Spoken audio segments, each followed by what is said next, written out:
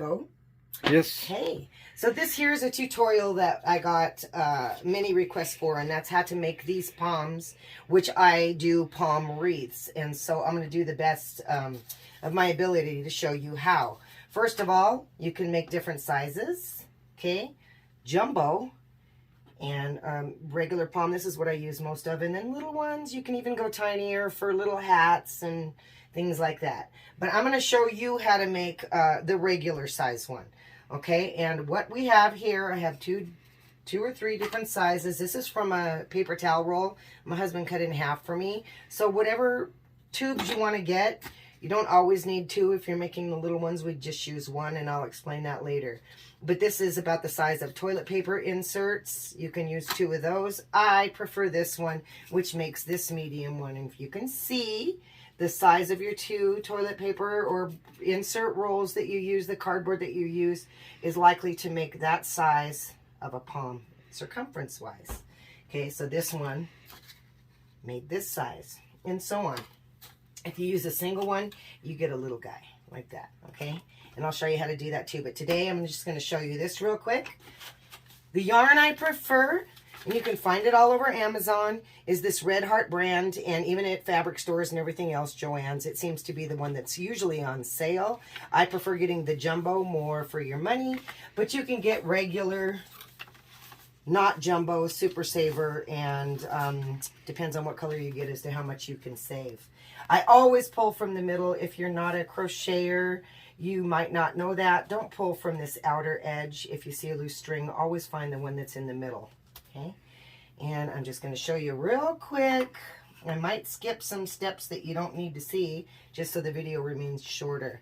I grab these, hold them both together, and I start just like that. Okay, and I can go over it a couple of times. What you want to do is start counting. These palms right here, they work best for me at 88 rotations around my rolls. Okay, so that's what I do. Some of the bigger ones, and you can see this has more colors. The more colors you use, you're doubling and tripling your yarn. So this one, my sister-in-law did, and I think she did this about 50 to 60 spins around, but she has 3 colors. So times that, times 3, that's 150 if you think about it. But the bigger your palm, the more yarn you're going to use. Smaller, same. Okay, and it becomes thicker the more rotations. So I'm just going to go around real quick 88 times. It's a little tight in the beginning. I like when it gets real loose because then you have to do it. So 88 times, and you end up with, and I'm just going to not go 88 times just to show you. Go ahead and trim it when you're done with your 88.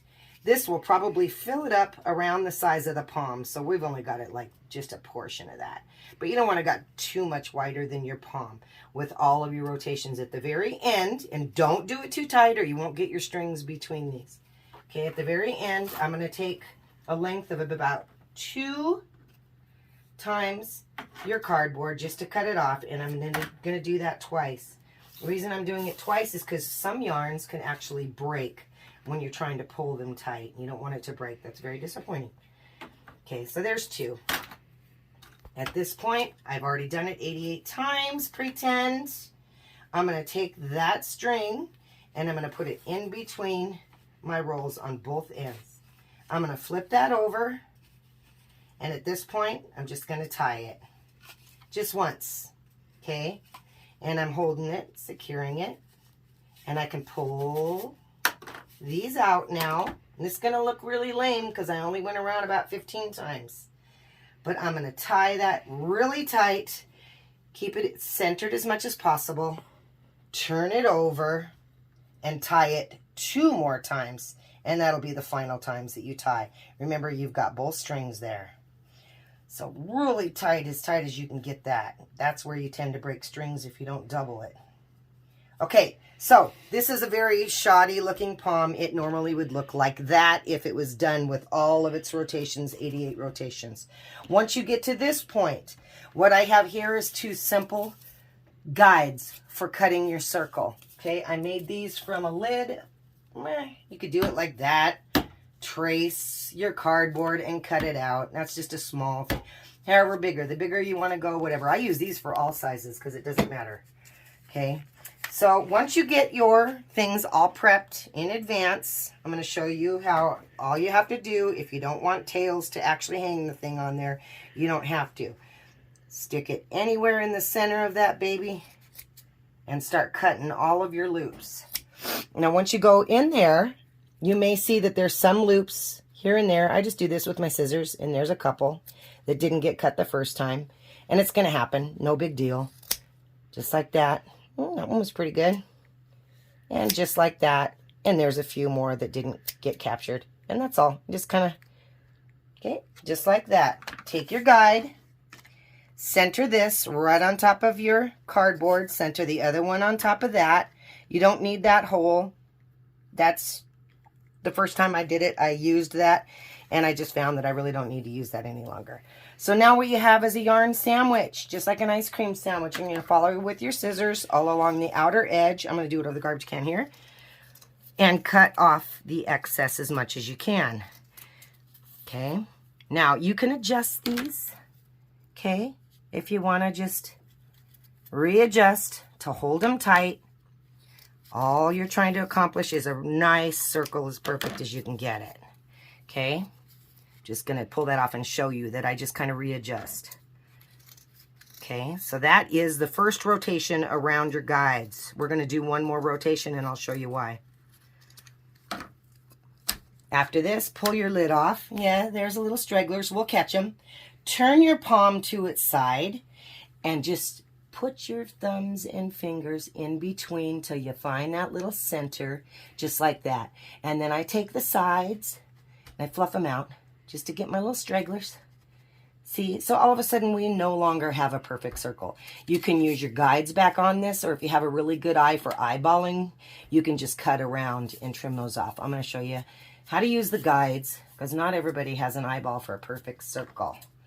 So you go back over and you just do kind of your final rotation. Remember to pull it off and adjust to see where you're at. I want all those stragglers off of there. Just like that. Okay, not quite finished. You can pull it out of there. And now I'm just going to take and put the ball in my one hand, take another, make a little cage around it, and just do that, just to fluff it out. Fluff it out and see where I'm at. Do I have any other little stragglers? A little bit right there. And you just kind of go around it. Guess what? It's good enough. Okay, and so I just start doing all of my palms ahead of time. I do these while I'm watching TV, and then after I've got all of these collected, I do them over a garbage can, because it will make a mess down there if you're not over your garbage can. This doesn't have to be a total waste. You can save these, and they would actually fill a pillow if you're into making your own pillows, pillow forms, all that, stuffing rabbits, stuffed animals, all different kinds of crafts. You can do little, if it's all white, you can put them in there for like snow globes and add different things in there, so you don't have to waste all that. So if you have any questions, feel free to ask and I'll hopefully answer them. Thank you for watching.